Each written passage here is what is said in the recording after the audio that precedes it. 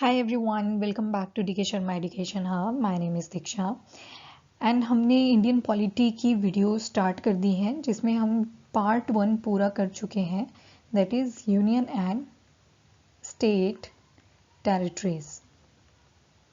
ये हमने पार्ट पूरा कर लिया था लास्ट लेक्चर में। उसके बाद हमने डिवीजन देखी थी, डिवीजन ऑफ इंडिया। तो उसकी 2 लेक्चर्स आपको देखने को मिलते हैं। आई जस्ट होप आपने दोनों लेक्चर्स ठीक से देख लिए हैं, बिकॉज जो तो बिल्कुल नए हैं उनको तो मैं रिकमेंड करूँगी फर्स्ट आप पहले की वीडियोस देखो, उसी के बाद इस 4th लेक्चर के ऊपर आना, बिकॉज पता नहीं चलता फिर कि क्या हो गया क्या रह गया। ठीक है, सो मैं स्टार्ट कर रही हूँ आज विद पार्ट 2। जो पार्ट 2 है वो किस चीज़ के बारे में बात करता है? नागरिकता। नागरिकता बोले तो citizenship. So part 2 talks about citizenship. जैसे जैसे मैं लिख रही हूँ, मैं चाहूँगी कि आप भी अगर लिख लें तो कोई प्रॉब्लम नहीं है, बिकॉज कुछ एक ऐसी चीज़ें होंगी वो सिर्फ मैं बोलूँगी, बट आपको क्या पता वो इम्पॉर्टेंट लगे, आप लिखना चाहो तो आप लिख सकते हो। ठीक है, 15 मिनट के वीडियोज़ हैं, उससे बड़े हैं भी नहीं, तो आपको हार्डली 20 मिनट्स लगेंगे इसको समझने के लिए। उसके बाद एक रिवीजन मारना है और आपको सारा याद हो जाएगा।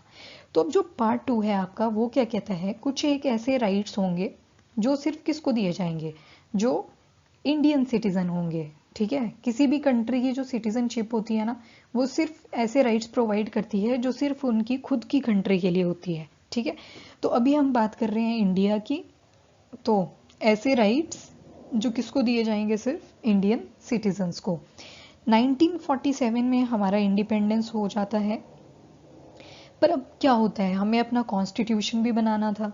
ठीक है, पर हमारे पास टाइम की बहुत कमी थी। ठीक है, तो फिर दिक्कत कहाँ पे आई कि जो कॉन्स्टिट्यूशन मेकर्स थे उन्होंने कहा कि ठीक है, हमें इंडिया का डिवीजन भी देखना है। ठीक, जो इंडिया और पाक सेपरेट हो रहे थे जब, ठीक है, इंडिया और पाकिस्तान जब सेपरेट हो रहे थे, साथ में हमें सिटीजनशिप भी अब देखनी पड़ेगी, और बाकी सारा जो इंडियन कॉन्स्टिट्यूशन है वो भी हमें बनाना है, तो इतना काम हम नहीं कर पाएंगे। तो उन्होंने थोड़ा नॉर्मल सा सिटीजनशिप का एक पार्ट दे दिया था, पार्ट 2, और उन्होंने कहा कि हम नॉर्मल सा सिटीजनशिप के लिए प्रोविजंस या प्रोपागेंडा बना देते हैं, बट बाद में कुछ भी अगर रूल्स एंड रेगुलेशंस आपको चेंज करनी है तो उसके लिए हम एक आर्टिकल डाल देंगे, जो था आर्टिकल नंबर 11। उसमें हम पार्लियामेंट को ये पावर दे देंगे कि वो क्या कर सकते हैं, सिटीजनशिप से रिलेटेड कोई भी लॉ बना सकते हैं। ठीक है, तो ये था बेसिक सा जो पार्ट 2 में हमें देखना है। अब देखो, पार्ट 1 के आर्टिकल थे from article number 1 to article number 4। तो कहाँ पे खत्म हुआ? 4 पे। तो इसके आर्टिकल कहाँ से शुरू होंगे? From article number 5 to article number 11। ठीक है, तो स्टार्ट करेंगे विद आर्टिकल नंबर 5। क्या क्या बोला गया आर्टिकल 5 में वो सब देख लेते हैं। आर्टिकल नंबर 5, आर्टिकल नंबर 5 क्या बोलता है? Citizenship at commencement of constitution.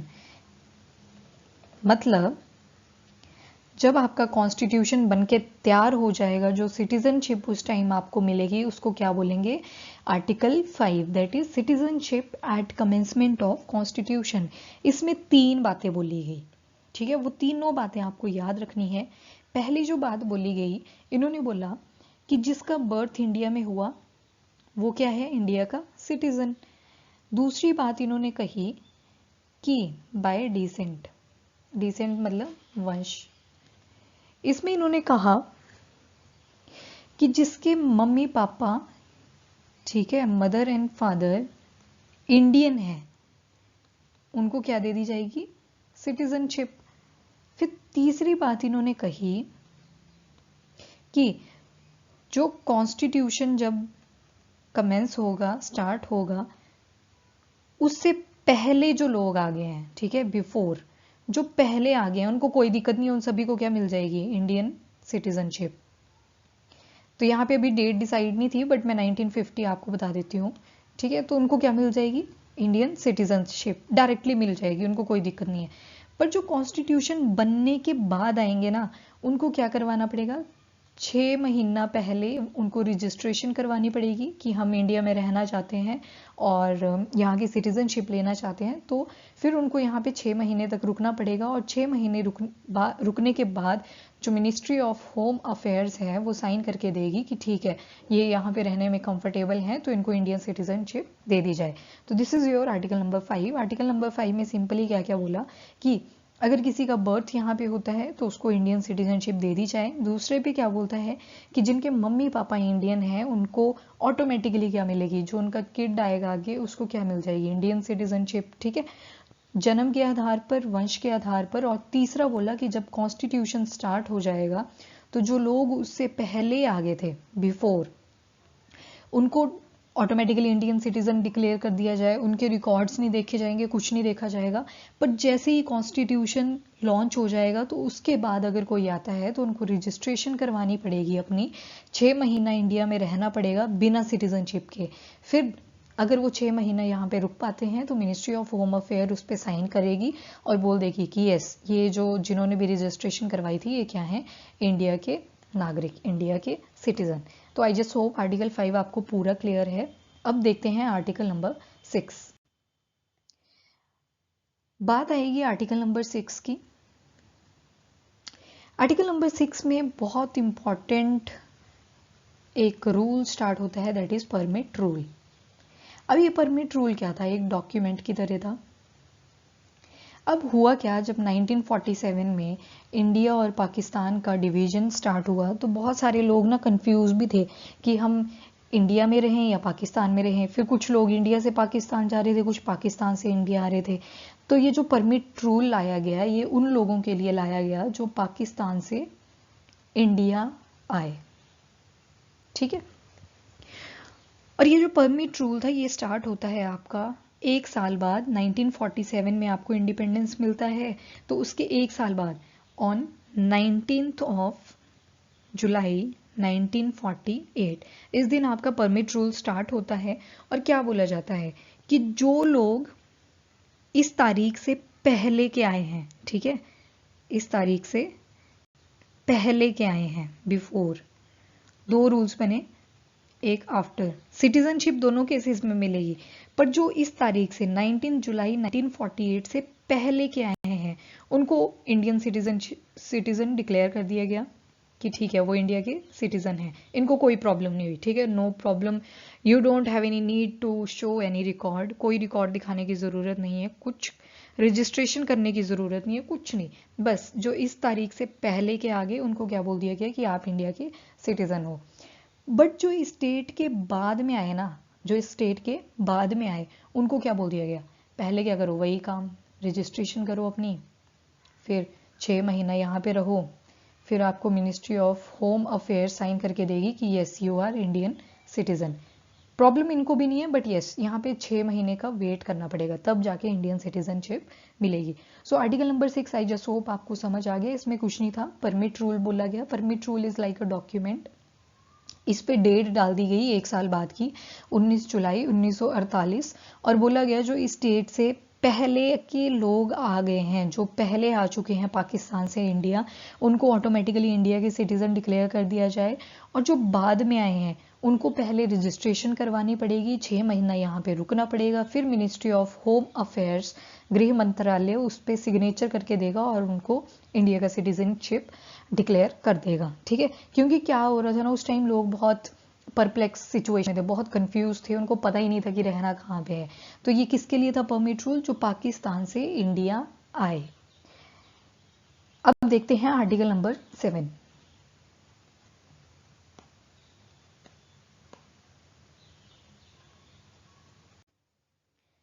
अब आएगा आपका आर्टिकल नंबर 7।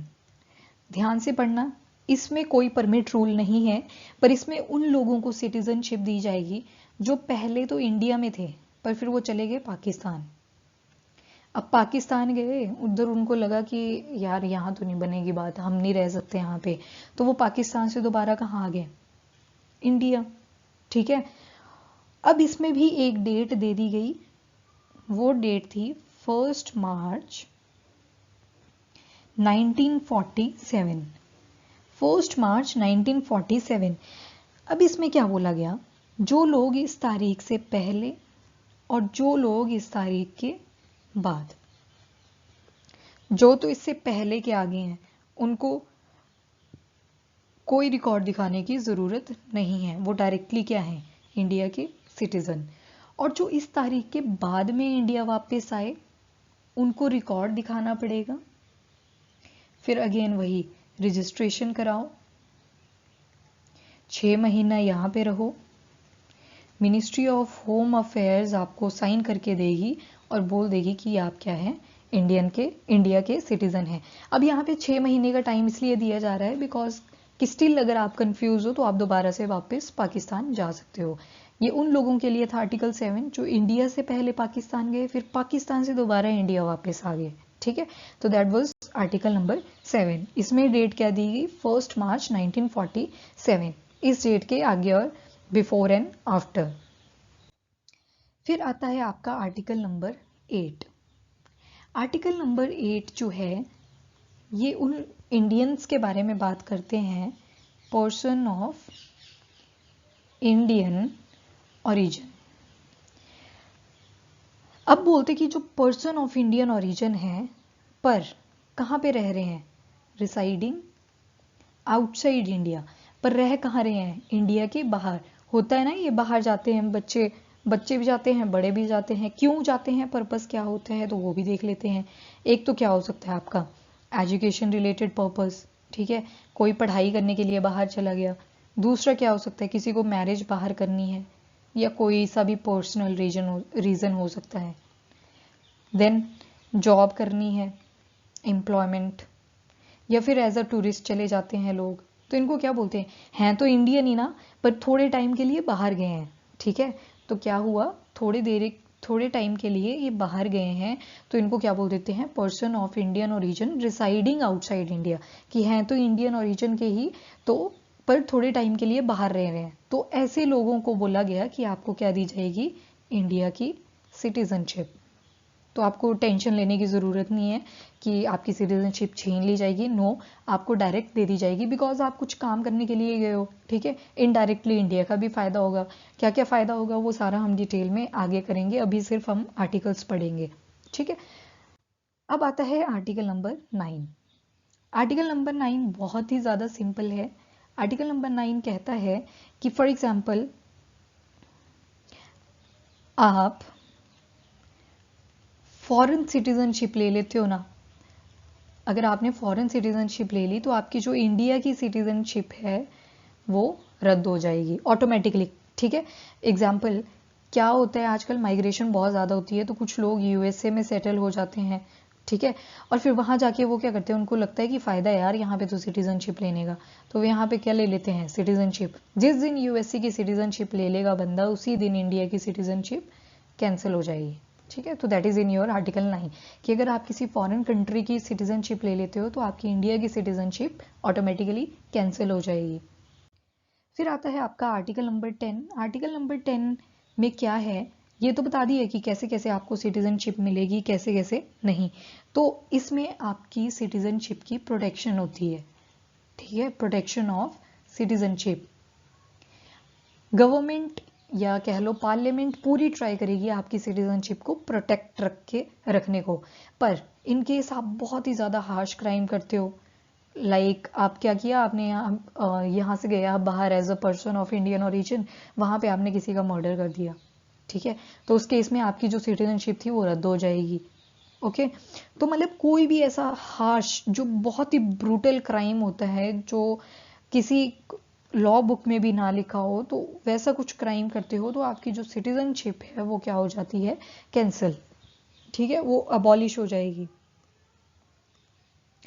अबॉलिश कैसे होएगी, यहाँ पे आपको क्या किया जाएगा, आपका ना तो आधार कार्ड बचेगा, ना तो पैन कार्ड बचेगा, ना आपकी प्रॉपर्टी रहेगी, कुछ नहीं रहेगा इन केसेस में। तो आपकी जो सिटीजनशिप है वो अबॉलिश हो जाएगी कंप्लीटली। सो हेंस पार्लियामेंट क्या करती है, आपकी सिटीजनशिप को पूरी तरह से प्रोटेक्ट करने की ट्राई भी करती है, बट अगर आप खुद ही गलती करते हो तो फिर अबॉलिश भी कर देती है। देन आपका आता है article number 11। As I told you initially कि पार्लियामेंट को ये अथॉरिटी दी गई, ये रिस्पॉन्सिबिलिटी दी गई कि जो भी सिटीजनशिप से रिलेटेड आपको अब चेंजेस करने हैं, जो भी रूल्स रेगुलेशंस आपको बनानी है वो आप बना सकते हो। क्योंकि जो सिटीजनशिप का क्राइटेरिया था वो उस टाइम बना था जब इंडिया का विभाजन भी चला हुआ था और साथ में हमें कॉन्स्टिट्यूशन भी बनाना था, तो वो सारे काम इकट्ठे चले हुए थे। और जो सिटीजनशिप है that is a very crucial part of any country. तो इन्होंने एक आर्टिकल नंबर 11 बना दिया कि कोई कमी रह जाए, कमी तो वैसे बहुत सारी थी, उसके बाद बहुत सारे चेंजेस हुए हैं सिटीजनशिप से रिलेटेड। अभी हम सिटीजनशिप एक्ट 1955 भी पढ़ेंगे, वो नेक्स्ट लेक्चर में आएगा। तो पार्लियामेंट को ये पावर दे दी कि आप जो है वो चेंजेस कर सकते हो, ठीक है। So that is in your article number 11। अब देखो जो परमिट रूल है वो थोड़ी चलता ना आज, क्योंकि वो तो उस टाइम के हिसाब से था, 1947 के टाइम से, ठीक है। तो टाइम पीरियड इसलिए वहां पे स्पेसिफाई किया हुआ है, आपको भी वो याद रहना चाहिए, ठीक है।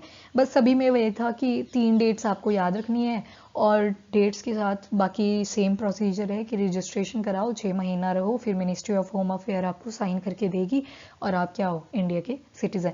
पर वो उस टाइम का था जब इंडिया और पाकिस्तान अलग हो रहे थे और हमारा इंडियन कॉन्स्टिट्यूशन अभी तैयार नहीं था, ठीक है। तो उस टाइम के पर्पज से था। सो this is all about your part 2 citizenship या नागरिकता जिसको कह लो। तो उसके बाद जो अब अगला लेक्चर आएगा that would be on citizenship act 1955। 5 तरीके हैं उसमें, वो पढ़ेंगे। ये बाद में बना था, कोई अमेंडमेंट नहीं थी, तो वो अभी नेक्स्ट लेक्चर में देखेंगे, अभी डिस्कस करके कोई फायदा नहीं है, ठीक है। So this is all.